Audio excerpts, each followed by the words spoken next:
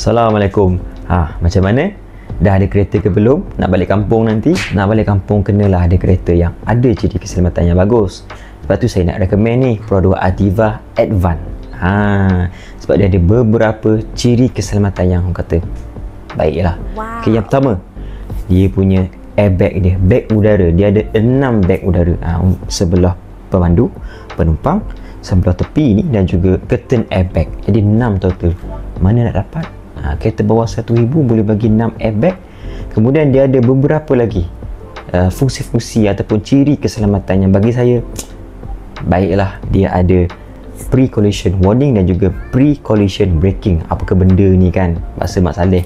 Jadi maksud dia, bila kita bawa kereta, kita mungkin lalai ke apa, main telefon ke, tengah masak Maggi ke, kita tak sedar kereta ada kat depan. Jadi kereta tolong bagi amaran dulu, dan kalau kita memang tak sedar langsung, dia tolong brake untuk kita. Okay, yang kedua, front departure alert. Apa benda front departure alert ni? Ini biasanya berlaku pada situasi di traffic jam ataupun di traffic light.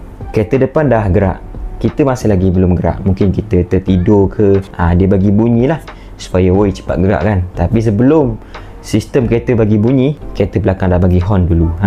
Biasanya macam tu lah. Kemudian dia ada fungsi pedal misoperation control.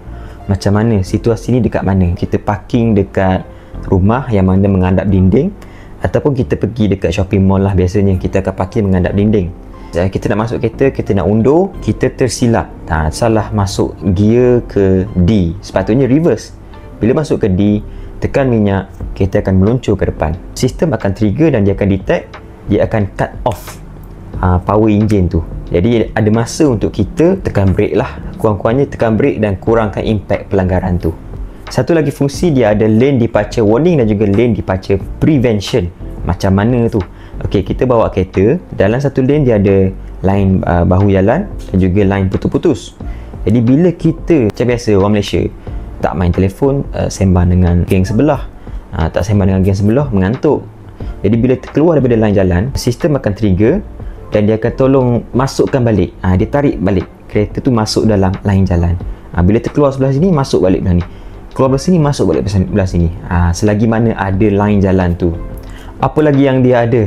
Pada Ativa Advance ni, dia ada adaptive cruise control dan juga lane keep control. Bijak lah kalau ada. Makna kata memudahkan bila kita drive cruising dekat highway lah biasanya. Jadi memang recommend untuk pakai ni. Sebab apa? Dia untuk rehatkan kaki kita. Sebab kita tak perlu tekan minyak, tak perlu tekan brake. Kereta yang tolong kontrol untuk brake dan sebagainya. Dan adaptif ni dia ikut pada speed kelajuan yang kenderaan depan. Kalau cruise control yang biasa, kita masih lagi kena tekan brake. Tapi adaptif tak perlu. Dia tolong perlahankan kereta bila ada kenderaan dekat depan. Yang ni fungsi yang kata baiklah ada pada sebuah kereta bawah 80,000. Dan dia datang sekali dengan lane keep control, yang mana dia akan pastikan bila kita on sistem ni, kereta tu sentiasa dalam line jalan, tak terkeluar langsung. Ni kelebihan lah ada pada Ativa Advance. Dan satu lagi, dia ada fungsi BSM, blind spot monitoring system. Yang ni kebanyakan kereta memang dah ada, tapi bagus ada benda ni sebenarnya. Blind spot ni titik buta lah, yang mana kadang-kadang kita bawa kereta, kita tak perasan sebenarnya ada motor yang lalu sebelah kita ataupun kereta sebelah ni. Kita kena tengok macam ni, tapi tak bahayalah untuk kita. Jadi sistem ni bantu untuk bagi amaran sebenarnya ada kenderaan di sebelah kanan kita ni. Apa lagi yang ada pada Ativa Advance? Fungsi rear cross traffic alert, yang mana pada situasi kita nak mengundur lah, biasanya dekat shopping mall lah situasi ni. Okay, kita nak mengundur, kita tak perasan sebenarnya ada kereta yang nak lalu, dan kadang-kadang kita laju. Kalau bergantung pada sensor belakang yang biasa, mungkin dia tak detect sangat. Okay, dia punya jarak tu nak detect kenderaan tu tak jauh. Jadi pada fungsinya, dia punya sensor tu boleh detect lagi jauh daripada yang asal. Mana kata ada objek yang makin lama makin dekat dengan kereta kita, supaya kita berhati-hatilah. Dan fungsi ni kita kena brake secara manual. Dia tak ada auto brake ke apa bila mengundur, tapi dia cuma bagi amaran lah supaya kita prepare, bersedia untuk brake. Dan satu lagi fungsi yang canggih ada pada Ativa Advance ni, dia punya lampu dia.